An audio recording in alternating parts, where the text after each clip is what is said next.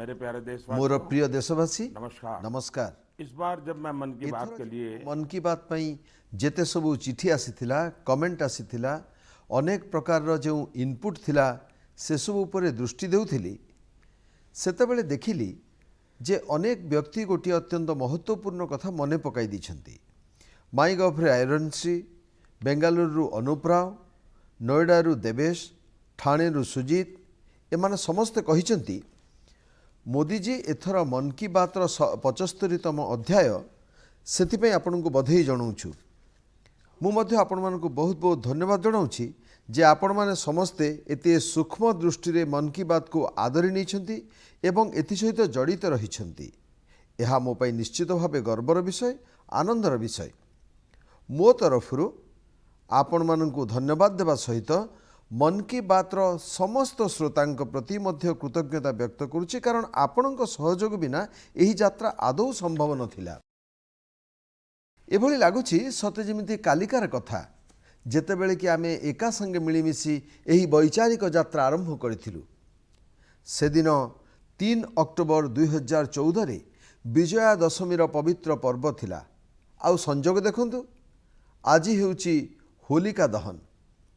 गोटिए दीपरु जलिब अन्य गोटिए दीप एवं सारा देश आलोकित हेबो। एही भावना नहीं आग को बढ़िबा सहित आमे इते रास्ता पार करिगलु। आमे देशर कोण अनुकोण रे थिबा लोकंक सहित कथा हेलु एवं सेमानंक असाधारण कार्य विषय रे जानिलु। आपण माने मध्य अनुभव करिथिबे आम देशर दूर दूरांतरे थिबा स्थान रे मध्य केते अभूतपूर्व क्षमता भरपूर होई रहिछि। भारत मातांक कोଳରେ भଳି कि भଳି केते रत्न रहिछंती। प्रकृत रे यह मध्य समाज को देखिबा, समाज को जानिबा, समाजर सामर्थ्य को बुझिबा लगी मो पई एक आश्चर्यजनक अनुभूति।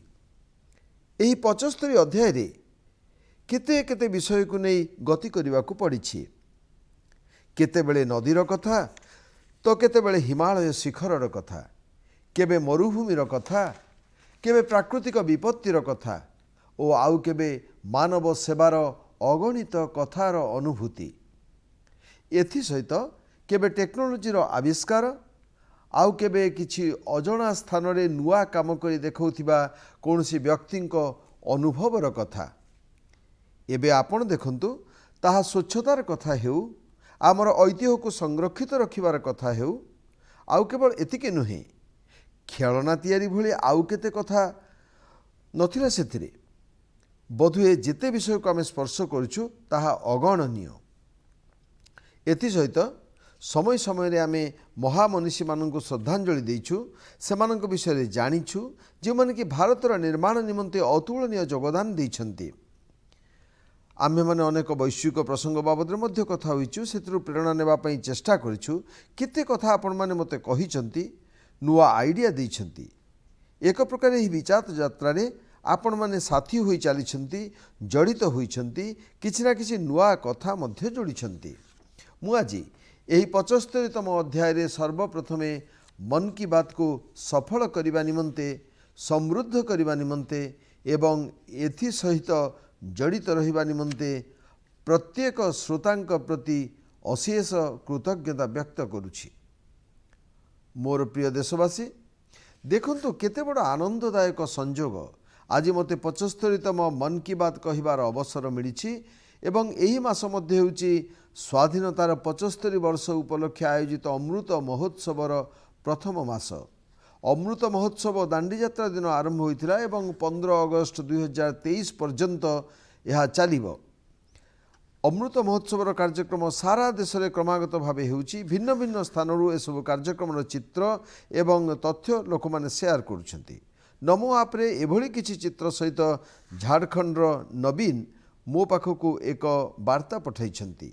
लिखिछंती जे से अमृत महोत्सव कार्यक्रम देखिले एवं स्थिर कले जे से मध्य स्वाधीनता संग्राम सहित जड़ित कम से कम 10टी स्थान को जिबे।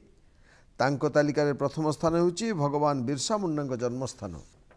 नवीन लिखिछंती झारखंडर आदिवासी स्वाधीनता संग्रामी कहानी गुड़ी को से देशर अन्य भागरे पहुँचाइबे। भाई नवीन आपण चिंताधारा पाई मु बधई जनाऊँगी।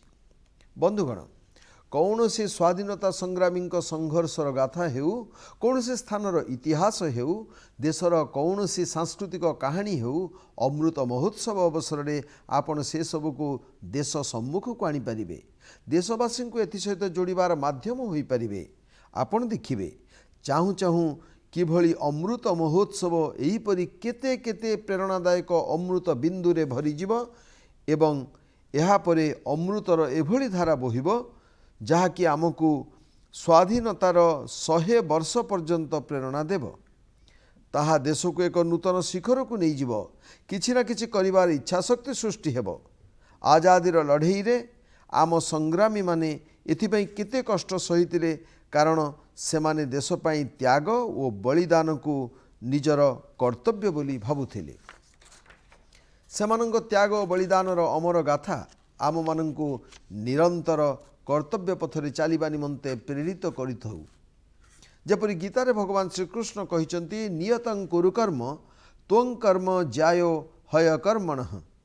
एही भावना सहित आमे समस्ते निजर कर्तव्य गुड़ी को संपूर्ण निष्ठार सहित पालन करिबा एवं आजादीर अमृत महोत्सवर अर्थ मध्य एहा जे आमे नुआ नुआ संकल्प नेबा, से सबु संकल्प को सिद्ध करने निमंते प्राणपणे जुटी जिबा एवं सही संकल्प गुड़िक समाजर भल पाई होइथिबो, देशर भल पाई होइथिबो, भारतर उज्जवल भविष्यत पाई होइथिबो एवं संकल्प एभली होइथिबो जेउथिरे मोर निजर किछि ना किछि दायित्व रहिथिबो, मोर कर्तव्य जड़ित होइथिबो। मोर विश्वास गीता को नहीं जीवार स्वर्णिम अवसर आम निकटरे रही। मोर प्रिय देशवासी, गत वर्ष एही मार्च मासरे ही देश प्रथम थर जनता कर्फ्यू शब्द शुणिथिला, किंतु एही महान देशर महान प्रजांक महाशक्ति को देखंतु। जनता कर्फ्यू सारा विश्व पई एक आश्चर्य परिणत हैला। श्रृंखलार यह एक अभूतपूर्व उदाहरण थिला। आगामी पीढ़ी माने एही गोटिए कथा को नहीं निश्चय गर्व अनुभव करिवे। सेही भली आम कोरोना योद्धांक प्रति सम्मान रे थाली बजाइबा, ताली मारिबा और दीप जलाइबा। आपण माने भाबी परिबे नाही ये सबु घटना कोरोना योद्धांक हृदय को किभली छुई जाइथिला, जेउथिपाई कि सेमाने थकी न जाई, अटकी न जाई वर्ष सारा काम रे लागी रहिथिले। देशर प्रत्येक नागरिक जीवन बंचाइबा निमंते प्राणपणे जुटी जाइथिले। गत वर्ष यही समय रे प्रश्न उठिथिला, कोरोना वैक्सीन केबे आसीबो? बंधुगण, आम समस्त यह गर्वर विषय जे आज भारत विश्वर सर्वबृहत टीकाकरण कार्यक्रम चलाइछि। एही टीकाकरण कार्यक्रम चित्र विषय मते भुवनेश्वर पुष्पा शुक्ला जी लिखिचंती। तांकर कहवा कथा है जे घरर वयस्क मानक मध्य वैक्सीन को नहीं जो उत्साह परिलक्षित होउछि, यार चर्चा मु जेपरि मन की बात रे करे। बंधुगण, यह मध्य ठीक जे देशर कोण अनुकोणरू आम एभली खबर शुणुछु, एभली चित्र देखुछु जहाँकि आम हृदय को छुई जाउछि। यूपीर जौनपुर रे 109 वर्ष वयस्क माँ रामदुले आज टीका नहीं। से भली दिल्ली रे मध्य 107 वर्ष वयस्क केवल कृष्ण जी मध्य वैक्सीन रो डोज नहीं। हैदराबाद 100 वर्षीय जय चौधरी मध्य टीका नहीं। एथिपाई समस्त को निवेदन जे कोरोना टीका निश्चय नियंतु। मु ट्विटर फेसबुक रे या मध्य देखुची जे लोक माने किभली निज घरर वयस्क व्यक्ति टीका नेबा परवर्ती समय फोटो अपलोड करुछंती। केरलर जड़े युवक आनंदन नायर तो यह एक नूतन शब्द प्रदान करिछंती, वैक्सीन सेवा। यही भली वार्ता दिल्ली शिवानी, हिमाचल हिमांशु एवं अन्य केते जन युवक युवती मध्य पठाइछंती। मु समस्त श्रोतांकर यही चिंताधारा को प्रशंसा करुछि। एसबु कथा मध्य कोरोना सहित लड़ईर मंत्र को मध्य निश्चय मन रखंतु, दवाई भी कड़ाई भी। आउ यह केवल मते कहबा को पड़िबो या नुहे, आमको बंचिबार अछि, जानिबार अछि एवं लोक को मध्य कहिबार अछि दबाई भी कड़ाई भी एथि निमंते प्रतिबद्धता बजाय रखिबाकू हेबो। मोर प्रिय देशवासी, मोते आजी इंदोर निवासी सौम्या जी को धन्यवाद देबाकू हेबो। से गोटे विषय को नहीं मोर ध्यान आकर्षित करिसेंती एवं एहार उल्लेख मन की बात रे करिबा पई कहिसेंती। एही विषयटी हेउची भारतर क्रिकेटर मिताली राज नुआ रेकर्ड। मिताली जी एई निकटरे अंतर्जातिक क्रिकेट रे 10,000 रन करिथिबा प्रथम भारतीय महिला क्रिकेटर होइछंती। तांकर एही कृतित्व निमंते बहुत बहुत बधाई। एक दिवसीय अंतर्जातिक मैच रे 7,000 रन करिबारे मध्य से विश्वर एकमात्र महिला खेलाड़ी। महिला क्रिकेट निमंते तांकर योगदान तो अति चमत्कार। 2 दशकरू अधिक समय धरी तांको कैरियर रे मिताली राज लक्ष लक्ष झीओं को प्रेरणा देइछंती। तांकर कठोर परिश्रम एवं सफलतार कहानी केवल महिला क्रिकेटर पई नुहे बरं पुरुष क्रिकेटर पई मध्य एक प्रेरणा। बंधुगण, यह निश्चित भाव रोचक।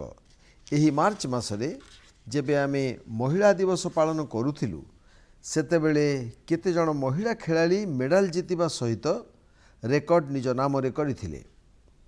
दिल्ली रे आयोजित शूटिंग रो ISSF विश्वकप रे भारत शीर्ष स्थान हासिल कला। स्वर्ण पदक संख्या दृष्टि मध्य भारत बाजी मारी नेला। यह भारतर महिला और पुरुष बंदूक चालक मानकर चमत्कार प्रदर्शन जोगु ही संभव हो पारिला। इतिमध्य PV सिंधु मध्य BWF Swiss open super 300 tournament रे रौप्य पदक जीतिले। आज शिक्षारू आरंभ करी शिल्पोद्योग पर्यंत, सशस्त्र बाहिनी ठारू आरंभ करी विज्ञान और प्रजुक्ति विद्या पर्यंत प्रत्येक क्षेत्र में देशर झील माने निजर एक अलगा परिचय सृष्टि करिबारे लागिछंती। एक कथा को नहीं मु विशेष भाव खुशी जे झील माने खेल रे निजर एक नुआ लक्ष्य सृष्टि करिछंती। व्यक्तिगत पसंद भावे क्रीड़ा एक नूतन विकल्प भावे सामना को आसीछि।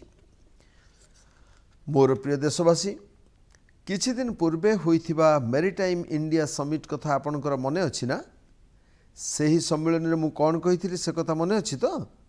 स्वाभाविक कथा, एते कार्यक्रम होउची, एते कथा होउची, प्रत्येक कथा मने न रहिबा ओ सबु विषय दृष्टि रे न पड़िबा स्वाभाविक कथा। तेबे मोते भलो लागिला जे मोर गोटी अनुरोध को गुरुप्रसाद जी अत्यंत आग्रहर सहित आगक बढ़ाई। मु सेही शिखर सम्मिलन रे देशर लाइट हाउस कम्प्लेक्स गुड़िकर आखपाखरे पर्यटन सुविधा विकसित करने विषय रे कहिथिली। गुरुप्रसाद जी तमिलनाडुर 2टी बतीघर चेन्नई लाइट हाउस और महाबलीपुरम लाइट हाउस को 2019 मसीह तांकर यात्रा अनुभूति को शेयर करिसेंती।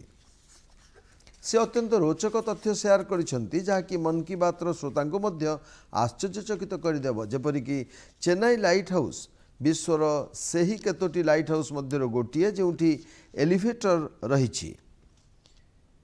केवल सेतिक नुहे, यह हेउची भारतर एकमात्र बतीघर जहाँ सहरर सीमा मध्य अवस्थित। एथिरे विद्युत पई सोलार पैनल मध्य लागिछि।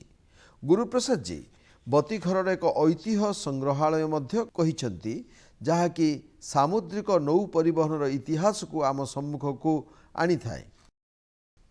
संग्रहालय रे तेल रे जलुथिबा बड़ बड़ बत्ती, केरोसिन लाइट, पेट्रोलियम भेपर एवं आगरु प्रयोग हेउथिबा बिजुली बत्ती प्रदर्शित करा जाइछि। महाबलीपुरम रे थिबा भारतर सर्वपुरातन बतीघर विषय मध्य गुरुप्रसाद जी विस्तृत भावे वर्णना करिसेंती। तांकर कहिबा कथा हैला, एही बतीघर पार्श्व शह शह वर्ष पूर्वे पल्लव राजा महेंद्र वर्मन प्रथम द्वारा निर्मित उल्केनेश्वर मंदिर रही। बंधुगण, मन की बात करने समय रे मु पर्यटनर विभिन्न विषय रे अनेक थर कथा होइछि, किंतु एही बतीघर गुड़िक पर्यटनर दृष्टिकोण अनन्य निश्चय। सुंदर निर्माण शैली दृष्टि बतीघर गुड़िक सदासर्वदा लोकमानंक पई आकर्षणर केन्द्र होई रहिछि। पर्यटन को प्रोत्साहित करने निमंते भारत में मध्य 71टी बतीघर को चिन्हट करा जाइछि। ए समस्त बतीघर निकटरे से सबुर क्षमता अनुसार museum, amphitheatre, open air theatre, cafeteria, children's park, eco friendly cottage एवं लैंडस्केपिंग प्रस्तुत करा। लाइट हाउस विषय रे कथा हैला बेले मु एक अनन्य बतीघर बाबद आपन को जनइबाकू चाहिबी। एही बतीघर गुजरातर सुरेंद्रनगर जिल्लार झिंझुवाड़ा नामक एक स्थान रे रहिछि। जानिछंती एही बतीघर विशेषत्व कौन? यह एक विशेष धरणर बतीघर, कारण यह जोठी रहिछि सेठारु समुद्र तट एबे 100 किलोमीटर रु मध्य अधिक दूर। आपण को सही ग्राम रे एभली पत्थर मध्य मिलिजिव जहा प्रमाणित करे कि ताहा निश्चय केबे एक व्यस्तबहुल बंदर थिला। यार अर्थ हैला पूर्वरु समुद्र तट झिंझुवाड़ा पर्यंत विस्तृत थिला। समुद्र संकुचित हेबा, आगो माड़ी आसिबा, पछकु हटिबा, एते दूर को चली जिबा एहा मध्य तार एक स्वरूप। एही मासरे जापान रे आसितिबा भयंकर सुनामी को मध्य 10 वर्ष पूरी जाइछि। सेही सुनामी रे हजार हजार लोकंक जीवन चली जाइथिला। एभली एक सुनामी भारत रे 2004 रे आसिथिला। सुनामी समय रे आमे लाइट हाउस रे काम करुथिबा हमर 14 जन कर्मचारी को हराइथिलु। अंडमान निकोबर और तमिलनाडुर बतीघर मानकरे से माने कार्य करुथिले। कठिन परिश्रम करुथिबा हमर एही लाइट कीपर माननकु मु सम्मान पूर्वक श्रद्धांजलि देउछि एवं सेमानंक कार्यर भूरी भूरी प्रशंसा करुछि। प्रिय देशवासी, जीवनर प्रत्येक क्षेत्र में नूतनत्व और आधुनिकता अनिवार्य, अन्यथा ताहा बेले बेले आम पाई बोझ होई पड़े। भारतर कृषि क्षेत्र में आधुनिकता आसु यह समयर आह्वान। अनेक विलंब हो सारी, आमे बहुत समय नष्ट कर सारिछु। कृषि क्षेत्र में रोजगार नूतन सुजोग सृष्टि निमंते, कृषकों आय वृद्धि करने निमंते, परंपरागत कृषि सहित नूतन विकल्प नुआ नुआ उद्भावन को आपणैबा मध्य सम परिमाण रे आवश्यक। श्वेत विप्लव समय रे समग्र देश यहाकू अनुभव करि पारिछि। एबे महुमाछी पालन मध्य एभली विकल्प भावे उभा हेउछि। महुमाछी पालन देश रे मधुर विप्लवर आधार हेबारे लागिछि। बहुत संख्यार कृषक एथिसह जड़ित हेउछन्ति, नुआ नुआ उद्भावन करुछन्ति। यथा पश्चिम बंगर दार्जिलिंग रे गोटे गाँ अछि गुरदुम। उच्च उच्च पर्वत भली भौगोलिक असुविधा सत्वे एठाकार लोके महुमाछी पालन काम आरंभ कले एवं एबे एठाकार महुर चाहिदा खूब बढ़ी जाइछि। एथिजोगु कृषकों आय मध्य बढ़िबारे लागिछि। पश्चिमबंगर सुंदरबन अंचल रे मिलुथिबा प्राकृतिक महु देश विदेश रे खूब आदृत। मोर एभली एक व्यक्तिगत अनुभव गुजरात को नहीं मध्य रहिछि। गुजरात रे बनासकांठा रे 2016 मसीह रे एक कार्यक्रम आयोजित होइथिला।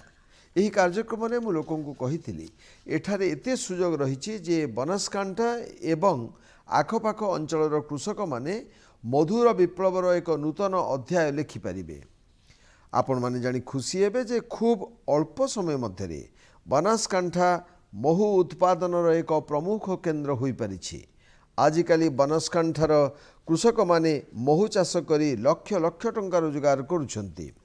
एही भली एक उदाहरण हरियाणार जमुनानगर मध्य रहिछि।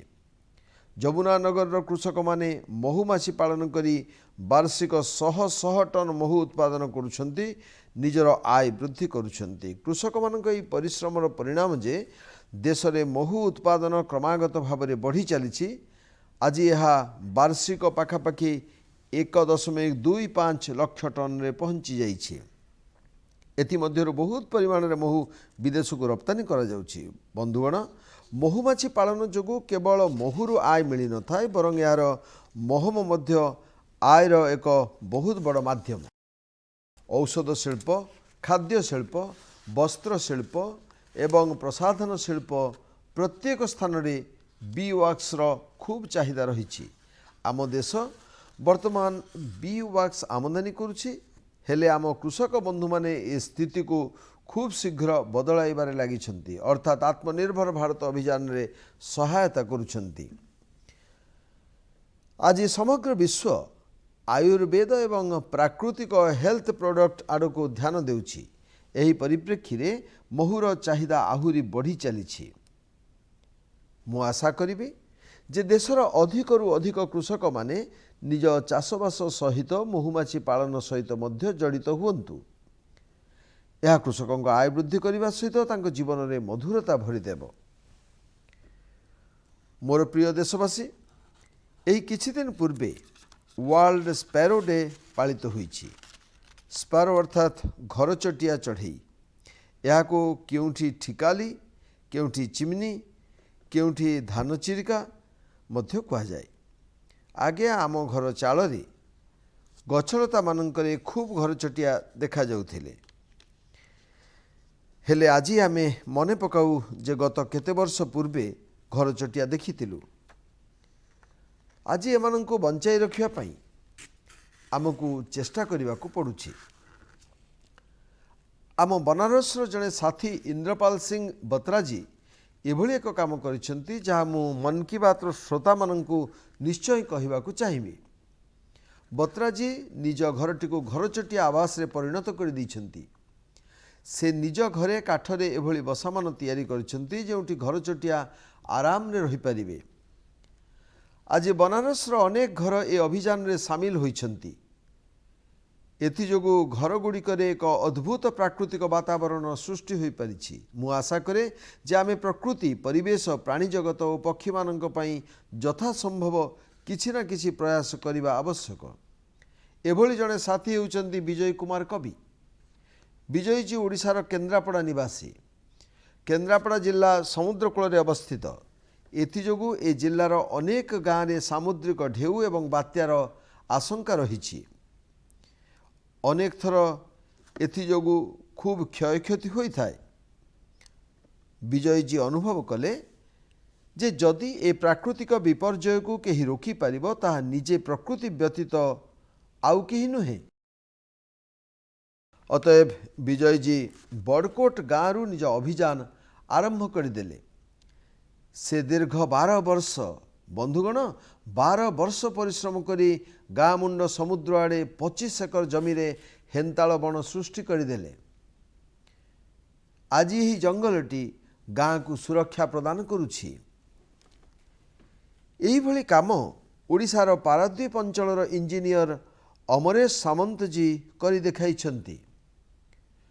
अमरेश जी छोट छोट जंगल सृष्टि करिछंती जहा द्वारा अनेक गाँ सुरक्षित हो पारिछि।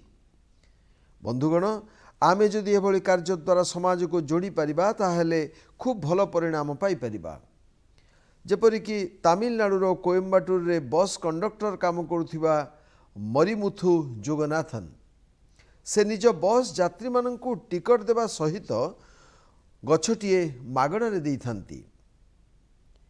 एभली भावे जोगनाथ जी अनेक वृक्ष लगाई पारिछंती। जोगनाथ जी निज दरमार एक बड़ अंश ए काम रे खर्च करि आसुछंती। कहले देखी, यह सुनिबा परे किए जोगनाथन जी को प्रशंसा न करिबा भला। तांकर ही प्रेरणादायी प्रचेष्टा निमंते मु हृदयर गभीरतम प्रदेश धन्यवाद जनाउछि। मोर प्रिय देशवासी, वेस्ट टू वेल्थ अर्थात अलियारू सुना फलाइबा विषय रे आमे जानिछे, शुणिछे एवं अन्य मानकु कहि आसुछे। ठीक सेही भली अलिया को मूल्ययुक्त करबा पई मध्य प्रयास चलिछि। यार उदाहरण हेउछि केरलर कोची स्थित सेंट टेरेसा कॉलेज। मोर मने अछि मु 2017 मसीह रे एक कॉलेज परिसर रे बुक रीडिंग उपरे आधारित एक कार्यक्रम रे जोग देवा पई जाइथिली। एही कॉलेज रो छात्र छात्री माने अत्यंत सृजनशीलता सह पुनः व्यवहार योग्य खेलना तैयारी करुछंती। ଏହି ଛାତ୍ରଛାତ୍ରୀ ପୁରୁଣା କପଡ଼ା ଫିଙ୍ଗା ଯାଇଥିବା କାଠଖଣ୍ଡ ବ୍ୟାଗ୍ ଓ ବାକ୍ସକୁ ନେଇ ଖେଳନା ତିଆରି କାମରେ ଲଗାଇଥାନ୍ତି। କିଏ ପଜଲ୍ ତିଆରି କରୁଛି ତ କିଏ କାର୍ ତ କିଏ ଟ୍ରେନ୍ ତିଆରି କରୁଛି। ଏହି ଖେଳନା ଗୁଡ଼ିକ ଶିଶୁ ଉପଯୋଗୀ ହେବା ସହିତ ସୁରକ୍ଷିତ ମଧ୍ୟ ହେଉ ଏଥିପ୍ରତି ସେମାନେ ବିଶେଷ ଧ୍ୟାନ ଦେଇଥାନ୍ତି। ସେମାନଙ୍କ ପ୍ରଚେଷ୍ଟାର ଭଲ ଦିଗଟି ହେଲା ଯେ ଏହି ଖେଳନା ଗୁଡ଼ିକ ଅଙ୍ଗନବାଡ଼ି କେନ୍ଦ୍ରର ପିଲାଙ୍କୁ ଖେଳିବା ପାଇଁ ଦିଆଯାଇଥାଏ। ଆଜିକାଲି ଭାରତ ଖେଳନା ଉତ୍ପାଦନରେ ଖୁବ୍ ଉନ୍ନତି କରିଛି। ୱେଷ୍ଟରୁ ଭ୍ୟାଲ୍ୟୁର ଏହି ଅଭିଯାନ ଏଭଳି ଅଭିନବ ପ୍ରୟୋଗ ଖୁବ୍ ମହତ୍ତ୍ୱପୂର୍ଣ୍ଣ। ଆନ୍ଧ୍ରପ୍ରଦେଶର ବିଜୟୱାଡ଼ାର ପ୍ରଫେସର ଶ୍ରୀନିବାସ ପଦକାଣ୍ଡଲାଜୀ ଖୁବ୍ ମଜାଦାର କାମ କରୁଛନ୍ତି। ସେ ଅଟୋମୋବାଇଲର ମେଟାଲ ସ୍କ୍ରାପ୍କୁ ନେଇ ବିଭିନ୍ନ ସ୍ଥାପତ୍ୟ ତିଆରି କରିଛନ୍ତି। ତାଙ୍କ ଦ୍ୱାରା ପ୍ରସ୍ତୁତ ବିଶାଳ ସ୍ଥାପତ୍ୟ ଗୁଡ଼ିକ ସାର୍ବଜନୀନ ପାର୍କମାନଙ୍କରେ ଲଗାଯାଇଛି ଏବଂ ଲୋକମାନେ ଖୁବ୍ ଉତ୍ସାହର ସହିତ ଏହାକୁ ଦେଖିଥାନ୍ତି। ଇଲେକ୍ଟ୍ରୋନିକ୍ ଏବଂ ଅଟୋମୋବାଇଲ ବର୍ଜ୍ୟର ପୁନଃ ବିନିଯୋଗର ଏହା ଏକ ଅଭିନବ ପ୍ରୟୋଗ। ମୁଁ ପୁଣି ଥରେ କୋଚି ଏବଂ ବିଜୟୱାଡ଼ାର ଏହି ପ୍ରଚେଷ୍ଟାକୁ ଅଭିନନ୍ଦନ ଜଣାଇ ଆଶା କରୁଛି ଯେ ଆହୁରି ଅନେକ ଲୋକ ଏଭଳି ପ୍ରଚେଷ୍ଟାକୁ ନେଇ ଆଗେଇ ଆସିବେ। ମୋର ପ୍ରିୟ ଦେଶବାସୀ, ଭାରତର ନାଗରିକ ବିଶ୍ୱର ଯେକୌଣସି ସ୍ଥାନକୁ ଯାଆନ୍ତୁ ନା କାହିଁକି ଗର୍ବରେ କୁହନ୍ତି ଯେ ସେମାନେ ଭାରତୀୟ। ଯୋଗ, ଆୟୁର୍ବେଦ, ଦର୍ଶନ ଶାସ୍ତ୍ର ଆମ ପାଖରେ ଅନେକ କିଛି ଏଭଳି ତତ୍ତ୍ୱ ରହିଛି ଯାହାକୁ ନେଇ ଆମେ ଗର୍ବ କରୁ। ଏଥିସହିତ ଆମ ସ୍ଥାନୀୟ ଭାଷା, ବେଶଭୂଷା, ଖାଦ୍ୟପେୟକୁ ନେଇ ମଧ୍ୟ ଗର୍ବ କରୁ। ଆମେ ନୂଆକୁ ଆପଣେଇବା ତାହା ତ ଜୀବନ, ହେଲେ ପୁରୁଣାକୁ ହରାଇବା ନାହିଁ। ଆମକୁ ଖୁବ୍ ପରିଶ୍ରମ ପୂର୍ବକ ନିଜ ଆଖପାଖରେ ଥିବା ଅମାପ ସାଂସ୍କୃତିକ ଐତିହ୍ୟର ରକ୍ଷଣାବେକ୍ଷଣ କରିବାକୁ ପଡ଼ିବ। ଏହାକୁ ନୂତନ ପିଢ଼ି ପର୍ଯ୍ୟନ୍ତ ପହଞ୍ଚାଇବାକୁ ହେବ। ଆଜି ଏହି କାମ ଆସାମ ନିବାସୀ ଶିକାରୀ ଟିସୌ ଖୁବ୍ ମନଧ୍ୟାନ ଦେଇ କରୁଛନ୍ତି। କାର୍ବି ଆଂଲଙ୍ଗ ଜିଲ୍ଲାର ଶିକାରୀ ଟିସୌଜୀ ବିଗତ 20 ବର୍ଷ ଧରି କାର୍ବି ଭାଷାକୁ ନେଇ ତଥ୍ୟ ଲିପିବଦ୍ଧ କରୁଛନ୍ତି। କୌଣସି ଏକ ଯୁଗର କାର୍ବି ଆଦିବାସୀ ଭାଇ ଭଉଣୀମାନଙ୍କ ଭାଷା କାର୍ବି ଆଜି ମୁଖ୍ୟଧାରାରୁ ବିଲୁପ୍ତ ପ୍ରାୟ। ଶ୍ରୀମାନ ଶିକାରୀ ଟିସୌଜୀ ସ୍ଥିର କଲେ ଯେ ସେ ନିଜର ଏହି ପରିଚୟକୁ ବଞ୍ଚାଇ ରଖିବା ନିମନ୍ତେ ଚେଷ୍ଟା କରିବେ। ଆଜି ତାଙ୍କର ଏ ପ୍ରଚେଷ୍ଟା ବଳରେ କାର୍ବି ଭାଷାର ଅନେକ କିଛି ତଥ୍ୟ ଲିପିବଦ୍ଧ ହୋଇପାରିଛି। ଏ ପ୍ରଚେଷ୍ଟା ଯୋଗୁଁ ତାଙ୍କୁ ଅନେକ ସ୍ଥାନରୁ ପ୍ରଶଂସା ମିଳିଛି ତଥା ପୁରସ୍କାର ମଧ୍ୟ ମିଳିଛି। ମନ୍ କି ବାତ୍ ଦ୍ୱାରା ଶ୍ରୀମାନ ଶିକାରୀ ଟିସୌଜୀଙ୍କୁ ମୁଁ ଅଭିନନ୍ଦନ ଜଣାଉଛି। ଏଥିସହିତ ଦେଶର କୋଣ ଅନୁକୋଣରେ ଅନେକ ସାଧକ ଥିବେ ଯେଉଁମାନେ କି ଏଭଳି କାର୍ଯ୍ୟକୁ ନେଇ ନିଜ ଜୀବନ ବ୍ୟତୀତ କରୁଥିବେ। ସେମାନଙ୍କୁ ମଧ୍ୟ ମୁଁ ଅଭିନନ୍ଦନ ଜଣାଉଛି। ମୋର ପ୍ରିୟ ଦେଶବାସୀ, ଯେକୌଣସି ନୂଆ ଆରମ୍ଭ ସବୁବେଳେ ଖୁବ୍ ବିଶେଷ ହୋଇଥାଏ।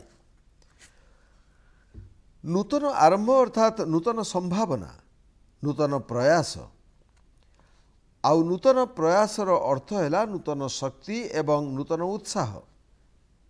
ଏହା ହିଁ କାରଣ ଯେ ଅଲଗା ଅଲଗା ରାଜ୍ୟ ଓ କ୍ଷେତ୍ର ତଥା ବିବିଧତାରେ ପୂର୍ଣ୍ଣ ଆମ ସଂସ୍କୃତିରେ କୌଣସି କାର୍ଯ୍ୟର ଶୁଭାରମ୍ଭକୁ ଉତ୍ସବ ଭାବେ ପାଳନ କରାଯିବାର ପରମ୍ପରା ରହିଛି। ଆଉ ଏହି ସମୟଟି ହେଉଛି ନୂତନ ଅୟମାରମ୍ଭ ଏବଂ ନୂତନ ଉତ୍ସବ ଆଗମନର ସୂଚନା। ହୋଲି ମଧ୍ୟ ବସନ୍ତର ଏକ ଉତ୍ସବ ରୂପେ ପାଳନ କରିବାର ଏକ ପରମ୍ପରା। ଯେଉଁ ସମୟରେ ଆମେ ରଙ୍ଗ ସହ ହୋଲି ଖେଳିଥାଉ ସେ ସମୟରେ ବସନ୍ତ ଆମ ଚତୁର୍ଦିଗରେ ନୂତନ ରଙ୍ଗ ବିଛାଇ ଦେଉଥାଏ। ଏହି ସମୟରେ ଫୁଲ ଫୁଟିବା ଆରମ୍ଭ ହୁଏ ଏବଂ ପ୍ରକୃତି ଜୀବନ୍ତ ହୋଇଉଠେ। ଦେଶର ଭିନ୍ନ ଭିନ୍ନ ଅଞ୍ଚଳରେ ଖୁବ୍ ଶୀଘ୍ର ନୂତନ ବର୍ଷ ମଧ୍ୟ ପାଳନ କରାଯିବ। ଉଗାଦି ହେଉ କି ପୁନ୍ଥଡ଼ୁ, ଗୁଡ଼ିପଡ଼ୱା ହେଉ କି ବିହୁ, ନବରେହ ହେଉ କି ପୋଇଲା ବୈଶାଖ ଅଥବା ବୈଶାଖୀ, ସମଗ୍ର ଦେଶ ଉତ୍ସାହ, ଉଦ୍ଦୀପନା ଏବଂ ନୂଆ ଆଶାର ରଙ୍ଗରେ ବୁଡ଼ିଯିବା। ଏ ସମୟରେ କେରଳ ମଧ୍ୟ ଅତି ସୁନ୍ଦର ବିଶୁ ପର୍ବ ପାଳନ କରିଥାଏ। ଏହା ପରେ ପରେ ଖୁବ୍ ଶୀଘ୍ର ଚୈତ୍ର ନବରାତ୍ରିର ପବିତ୍ର ପର୍ବ ଆସିଯିବ। चैत्र मासर नवमी दिन आमे समस्ते रामनवमी पर्व पालन करिथाउ। एहाको भगवान श्रीरामंकर जन्म उत्सव सहित न्याय एवं पराक्रमर एक नूतन जुगर शुभारंभ रूपे मध्य पालन कर जाइथाय। ए समय चारिआडे धूमधाम सहित भक्तिभरा वातावरण सृष्टि होइथाय, जहाँ लोकंकु आहुरी निकटतर करिथाय, सेमानंकु परिवार समाज सह जोड़िथाय एवं परस्पर संबंध को मजबूत करिथाय। एही पर्वगुड़िक अवसर में समस्त देशवासी को शुभकामना देवाकू चाहे। बंधुगण, यह मध्यरे 4 एप्रिल दिन देश ईस्टर पर्व पालन करिबो। यीशुख्रीष्ट पुनर्जीवन उत्सव को नहीं ईस्टर पर्व पालन करा जाइथाय। प्रतीकात्मक भाव में कहबाकू गले ईस्टर जीवनर नूतन अयमारंभ सहित जड़ित। ईस्टर हेउची आशा आकांक्षार पुनर्जीवित हेबार प्रतीक। एही पवित्र पर्व उपलक्षे मु भारतीय ख्रीष्ट धर्मावलंबी भाई भौणी सहित समग्र विश्वर ख्रीस्टियान बंधु को अभिनंदन जनाऊँगी। मोर प्रिय देशवासी, आज मन की बात रे आमे अमृत महोत्सव एवं देश निमंते निज कर्तव्यर कथा हेले। आमे अन्य पर्वपर्वाणी विषय रे मध्य चर्चा कले। या मध्यरे आउ गोटे पर्व आसुछि जहाँ आमको आमर संविधानिक अधिकार कर्तव्य विषय रे मने पकाइदेव। यह हेउछि 14 एप्रिल डॉक्टर बाबा साहेब भीमराव आंबेडकर जी जन्म दिवस। एथर अमृत महोत्सव उपलक्षे यह दिवसटी आहुरी विशेष हो जाइछि। मोर विश्वास जे बाबा साहेब को जन्म दिवस को आमे निश्चय स्मरणीय करिबा, निज कर्तव्यर संकल्प नहीं तांको श्रद्धांजलि देबा। एही विश्वास सहित आपण समस्त को पर्वपर्वाणीर पुणी थरे शुभकामना। आपण माने खुशी रे रुहंतु, सुस्थ रुहंतु एवं खूब उत्साह उद्दीपनार सहित पर्व पालन करंतु। यही कामना सहित पुणी थरे मने पकई देउछि दबाई भी कड़ाई भी। बहुत बहुत धन्यवाद।